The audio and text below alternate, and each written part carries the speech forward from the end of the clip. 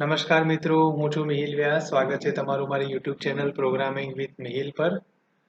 અને આપણે HTMLની જે સિરીઝ સ્ટાર્ટ કરી છે એનો આજે ત્રીજો વિડીયો હશે. હવે HTML શું છે અને કેવી રીતે એને આપણે ટેગમાં લખીએ છીએ એના બે વિડીયો ઓલરેડી અપલોડ થઈ ચૂકેલા છે. ફર્સ્ટ ટાઈમ તમે આવ્યા છો મારી ચેનલ ઉપર તો આ બે વિડીયોઝ તમે જે છે એ જોઈ શકો છો. હવે થર્ડ વિડીયો આજે આપણે જોઈશું કે શું શું બીજું હોઈ શકે છે HTML જ્યારે આપણે ક્રિએટ કરીએ છીએ ત્યારે કોઈ પણ વેબ પેજનું. ઠીક છે. સો આપણે જોયું તો લાસ્ટ વિડીયોની અંદર કે HTML ટેગ જે ઓપનિંગ અને ક્લોઝિંગ છે, બરાબર, જેનો આપણે યુઝ કરીએ છીએ. હવે આની અંદર તમે જે પ્રોગ્રામિંગ લખશો એ આપણું HTML માં પ્રોગ્રામિંગ જશે. હવે થાય છે કેવું કે આપણે આ બે વસ્તુ લખી રાખેલી હતી, એલિમેન્ટ અને એટ્રીબ્યુટ્સ. આ બે વસ્તુ શું છે એનું ઓલરેડી ડિસ્ક્રિપ્શન મેં આપી દીધેલું છે પ્રીવિયસ વિડીયોઝની અંદર કે એલિમેન્ટ અને એટ્રીબ્યુટ શું છે, તમે એમાં જોઈ શકો છો, જેથી તમને ટર્મિનોલોજીસ હું કંઈ બોલું એ વધારે ક્લિયર થશે. ઓકે, સો HTML ટેગ તો આપણે લખી દઈએ છીએ. હવે બીજું આવે છે કે આની અંદર હું બીજું શું લખી શકું. તો એક ટેગ આવે છે ટાઇટલ ટેગ. હવે આ ટાઇટલ ટેગનો મતલબ શું છે, ક્યાં આવશે આ ટાઇટલ ટેગ લખીશું તો શું ઇમ્પેક્ટ થશે. તો આ ટાઇટલ ટેગમાં હું લખું છું કે માય HTML ટ્યુટોરિયલ, આવું હું કંઈક લખું છું. બ્રાઉઝરમાં જઈશું, પેજને રિફ્રેશ કરીશું. તમને પેજની અંદર ક્યાંય પણ એ ટેક્સ્ટ નથી દેખાતી, આપણને આ વસ્તુ દેખાય છે, પણ જે મેં લખ્યું છે માય HTML ટ્યુટોરિયલ એ તમને અહીંયા નહીં દેખાય. તો દેખાયું ક્યાં? તો તમે જોઈ શકો છો કે મારું જે બ્રાઉઝર છે એના ટેબમાં તમને માય HTML ટ્યુટોરિયલ દેખાશે. આ જે ટેબિંગ છે ત્યાં આગળ તમને દેખાશે. આનો મતલબ શું છે કે જ્યારે તમે કોઈ વેબ પેજ ઓપન કરો છો, કોઈ વેબસાઇટને ઓપન કરો છો, તો તમે કયા પેજમાં છો એ પેજનું નામ છે, ટાઇટલ છે, એ તમને આ ટેબિંગમાં દેખાય છે. એટલે જે HTML ની અંદર આ ટાઇટલ ટેગ છે એ તમારું ટાઇટલ આપવા માટે કામ કરે છે, તમારા વેબ પેજનું ટાઇટલ. એટલે બ્રાઉઝરની અંદર ટેબિંગમાં તમને એ દેખાય. ફોર એન એક્ઝામ્પલ, હું અહીંયા એક એમેઝોન જે વેબસાઇટ છે આપણી એને સ્ટાર્ટ કરું છું અહીંયા. હવે એમેઝોનની અંદર હું કોઈ પણ લિંક અહીંયા ક્લિક કરું છું અને આપણે જોઈ શકીએ છીએ કે અહીંયા જો ઇલેક્ટ્રોનિક સ્ટોર આવી રીતનું એનું ટાઇટલ અહીંયા દેખાય છે આપણને વેબ પેજની અંદર. ઠીક છે. હવે હું અહીંયા સ્ટાર્ટ નાઉ ઉપર સપોઝ ક્લિક કરી દઉં છું તો જોઈ લઈએ શું થાય છે.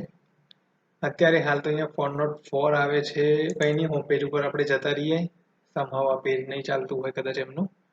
બટ જુઓ, આ હોમ પેજ છે, એમાં online shopping site in India એવું ટાઇટલ દેખાય છે તમને ટેબિંગમાં આ પેજ માટે. અને આ પેજ માટે આપણને electronic store buy electronics item વાળું સમથિંગ આવું ટાઇટલ તમને દેખાય છે. આપણા જે પેજનું ટાઇટલ છે માય HTML ટ્યુટોરિયલ. હવે જુઓ, એક સાથે મારા 4 ટેબ ઓપન છે. તો હવે તમારી પાસે એવો કેસ હોય કે ભાઈ બહુ જ બધા ટેબ ઓપન છે, બરાબર, તો તમને આ નામથી, આ જે ટાઇટલ ટેગમાં આપણે જે નામ આપ્યું છે એ જે ટેબિંગમાં દેખાય છે એનાથી તમને ખબર પડી જશે કે ઓકે મારે આ પેજ ખુલ્લું છે તો મારે આ પેજમાં જવાનું છે, રાઈટ. તો એક આઈડેન્ટિફિકેશન છે. તો આ ટાઇટલ ટેગ જે છે તમારો અહીંયા યુઝ થાય છે. સેકન્ડ વસ્તુ શું આવે? સેકન્ડ વસ્તુ છે તમારું હેડ સેક્શન. અહીંયા તમારું હેડ સેક્શન આવશે, એનું બી ઓપનિંગ અને ક્લોઝિંગ ટેગ અહીંયા તમારું આવશે, હેડ ટેગ. ઠીક છે. આ થઈ ગયો તમારો હેડ સેક્શન. હવે હેડ સેક્શનની અંદર શું ઇન્ફોર્મેશન હોઈ શકે? હેડ સેક્શનની અંદર જનરલી આપણે મેટા ટેગ્સ, પછી CSS એક્સટર્નલ છે, આપણી સ્ટાઇલ છે, આ બધું તમે જે છે તમે હેડ સેક્શનમાં લખી શકો છો. તો મેટા ટેગ્સ આવે છે. આ બધા જે મેટા ટેગ્સ જે છે તમારા મોસ્ટ પ્રોબેબિલિટી SEO પર્પઝથી યુઝ થાય છે કે તમારું જે પેજ ગૂગલની અંદર તમારી વેબસાઇટ ક્રાઉલ થાય, બરાબર, એના માટેના જે ટેગ્સ ડિસ્ક્રિપ્શન હોય તમે મેટા ટેગ્સમાં આપી શકો છો. તો આ મેટા ટેગ્સનો યુઝ તમે એ પર્પઝથી પણ કરી શકો છો. સેકન્ડ, અહીંયા લિંક ટેગ આવશે. આ બધા વિશે આપણે ડિટેલિંગમાં જાણીશું એક એક કરીને, પણ અત્યારે હું તમને ખાલી ઇન્ફોર્મેશન આપી રહ્યો છું કે આવા અમુક ટેગ્સ તમારા યુઝફુલ થશે, જેની અંદર તમે ફેવિકોન આઇકોન છે એ આપી શકો છો. ફેવિકોન આઇકોન ઇટ્સ નથિંગ બટ આપણે જે આ ટેબમાં તમે જોઈ શકો છો, એમેઝોનના ટેબમાં તમે જો એ વાળું જે એનું સિમ્બોલિક છે, લોગો છે, ત્યાં તમને ટેબિંગમાં દેખાડે છે, that is favicon icon. Okay, so એ ફેવિકોન આઇકોન છે, આપણે એને પણ રાખીશું. ઠીક છે. સો લિંક ટેગમાં ફેવિકોન આઇકોન છે, એક્સટર્નલ CSS ની લિંક છે એ તમે આપી શકો છો. પ્લસ તમારે પેજમાં કઈ લખવું છે તો સ્ટાઇલ ટેગ તમે આ હેડ સેક્શનમાં આપી શકો છો. અત્યારે હાલ હું જે તમને ઇન્ફોર્મેશન આપું છું એ હેડ સેક્શન એટલે કે ટાઈપ જે તમારું HTML છે એની અંદર જે અમુક મેજર ટેગ્સ છે, ઠીક છે, એની ઇન્ફોર્મેશન આપી રહ્યો છું. તો HTML ટેગની વાત કરી લીધી, જે મેઇન ટેગ છે જે તમારું HTML બનાવવાનું છે, બનાવ્યું છે, એના માટે જે બ્રાઉઝર રીડ કરશે એના માટેનો ટેગ થઈ ગયો. હવે એ શું કરે છે ને એ બી હું તમને મિકેનિઝમ સમજાવું છું. ટાઇટલ ટેગ વિશે જાણ્યા તો ટેબિંગની અંદર આપણે ટાઇટલ આપણું આવશે એ આપણને ખબર પડી ગઈ. હેડ સેક્શનની અંદર મેટા ટેગ્સ, લિંક અને સ્ટાઇલ ટેગનો યુઝ કરી શકીએ છીએ આપણે. હવે શું છે કે તમે જ્યારે આવું એક પેજ બનાવો છો ને એટલે વન કાઇન્ડ ઓફ એક ડોક્યુમેન્ટ ક્રિએટ કરો છો. બ્રાઉઝર તમારું ડોક્યુમેન્ટ રીડ કરે છે. આ વસ્તુ યાદ રાખજો, એઝ અ ડોક્યુમેન્ટ રીડ કરે છે.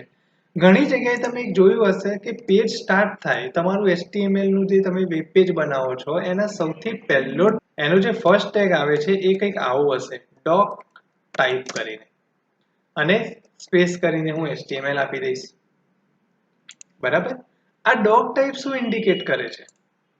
અહીં રિફ્રેશ કરીશ, અરે કંટ્રોલ યુ કરો છો, ક્યાં તો વ્યૂ પેજ સોર્સ કરી શકો છો રાઈટ ક્લિક કરીને, કોઈ પ્રોબ્લેમ નથી. તમે કન્ફ્યુઝ થયા છો તો પ્રીવિયસ વિડીયોની અંદર મેં કીધેલું છે કે અહીંયા રાઈટ ક્લિક કરશો, વ્યૂ પેજ સોર્સ અને કંટ્રોલ યુ કરશો તો ડાયરેક્ટ આ વસ્તુ દેખાશે. જો ડોક ટાઈપ HTML છે. હવે હું તમને આનું મિકેનિઝમ સમજાવું. બ્રાઉઝરની અંદર જ્યારે પણ આપણું એક પેજ રન થાય છે એ એઝ અ ડોક્યુમેન્ટ રીડ કરે છે. ઓલવેઝ એ પેજને એઝ અ ડોક્યુમેન્ટ રીડ કરે છે. તો આપણે અહીંયા જે ફર્સ્ટ સ્ટાર્ટિંગ જેમાં જે ટેગ લખ્યું છે ફર્સ્ટ કે ડોક ટાઈપ, ધેટ મીન્સ કે આપણે બતાવીએ છીએ બ્રાઉઝરને, કહીએ છીએ કે ભાઈ આ HTML ટાઈપનું ડોક્યુમેન્ટ છે. એટલે બ્રાઉઝર શું કરશે? ઓલવેઝ યાદ રાખજો, પ્રોગ્રામિંગનો રૂલ છે કે પ્રોગ્રામિંગ તમારું ટોપ ટુ બોટમ એપ્રોચ રન કરે. હંમેશા કમ્પાઇલિંગ ટોપથી લઈને બોટમમાં જાય. તો પહેલા જ એને ચેક ખબર પડી જશે કે ડોક ટાઈપ એટલે મારું HTML છે, તો મારે HTML ના જેમ આને એક્ઝિક્યુટ કરવાનું છે. HTML ટેગ મળ્યો એને એટલે તરત જ HTML ટેગ પ્રમાણે એને કમ્પાઇલ કરવાનું સ્ટાર્ટ કરશે HTML કરીને. હવે ટાઇટલ ટેગ રીડ કરશે એટલે તરત જ એ બ્રાઉઝરની અંદર ટેબિંગમાં એનું ટાઇટલ ઓટોમેટિક સેટ કરશે. હેડ સેક્શન રીડ કરશે એટલે એને ખબર પડશે કે આમાં હેડિંગ ઇન્ફોર્મેશન જે મૂકી છે એના પ્રમાણે મારે એને આઉટપુટ આપવાનું છે. ઓકે, સો આ થયા તમારા HTML ના પેજને શરૂઆત કરવા માટેના અમુક બેઝિક ટેગ્સ. બરાબર. હવે આ HTML ડોક ટાઈપની અંદર આપણે HTML લખ્યું છે એમાં તમે ઘણી વખત જોઈ શકો છો XML લખેલું હોય, જેમ કે XML ટાઈપનું ડોક્યુમેન્ટ છે. બરાબર. એક્સટેન્સિબલ માર્કઅપ લેંગ્વેજ જેને આપણે કહીએ છીએ, રાઈટ. એને હાલ પૂરતું અત્યારે જોવાની જરૂર નથી, આપણે લેટર ઓન એને સેપરેટ વિડીયોમાં જોઈશું. બટ આ HTML ઉપર આપણું અત્યારે હાલ ફોકસ છે. ઓકે, વાત થઈ ગઈ તમારી આ HTML ની અંદર. હવે હેડ સેક્શન આવી ગયો તો પછી બીજો બચ્યો તમારો મેઇન ટેગ જે છે આપણો બોડી ટેગ. હવે બોડી ટેગ એ તમારા પેજના કન્ટેન્ટ માટેનો પોર્શન થઈ ગયો. મતલબ કે તમારા વેબ પેજની અંદર હવે તમે જે પણ કન્ટેન્ટ નાખશો, અત્યારે હાલ તમને આ જે કન્ટેન્ટ દેખાય છે એ આપણે એવી રીતે જ ઓપનલી મૂકી દીધો છે. બરાબર છે. એને ક્યાંય એવી રીતે સ્પેસિફિક કોઈ જગ્યાએ મૂક્યો નથી, બસ ઓપનલી જ છે અને અત્યારે પેજમાં દેખાય છે આપણને. પણ હવે આપણો કન્ટેન્ટ જે એકચ્યુઅલીમાં છે એટલે કે આ વસ્તુને હવે હું અહીંથી કાઢી નાખીશ અને બોડીમાં મૂકી દઈશ. અહીંયા રિફ્રેશ કરીશ, તમને કોઈ ફેર નહીં દેખાય. આપણું પેજ જેમ ચાલે છે એઝ ઇટ ઇઝ એવી રીતે જ ચાલશે, રાઈટ.